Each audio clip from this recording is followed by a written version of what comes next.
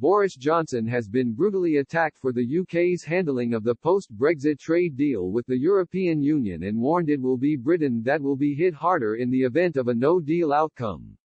The UK and EU negotiating teams had been locked in talks over a trade agreement throughout last week as they desperately bid to make a breakthrough in the long-running negotiations. But little progress appears to have been made, with significant differences continuing to remain, predominantly around fisheries, state aid and the EU's level playing field.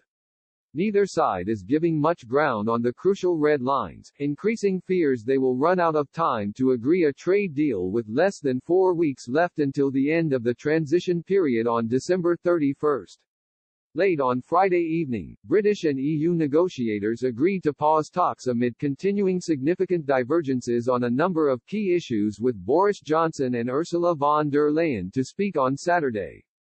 In a joint statement, the EU's chief negotiator Michel Barnier and UK counterpart Lord Frost said, after 1 week of intense negotiation in London, the two chief negotiators agreed today that the conditions for an agreement are not met, due to significant divergences on level playing field, governance and fisheries.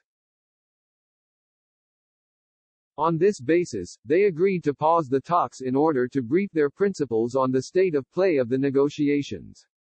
But Jill Rutter, a senior research fellow from the UK in a Changing Europe think tank, has questioned some of the UK's negotiating strategies throughout the trade deal talks with the EU. She told Express, the relative sizes of the two players mean that the EU has always had the upper hand on all issues except on fish.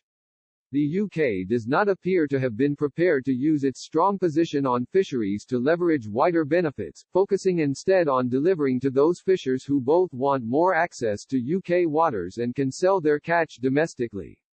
The key sticking points are what they have been for some time: fisheries access, where the EU wants to get as near as possible to maintaining the status quo, and the issues around level playing field and how to settle disputes, where the EU wants sufficient guarantees the UK will not undercut their businesses before it grants tariff-free access to the single market.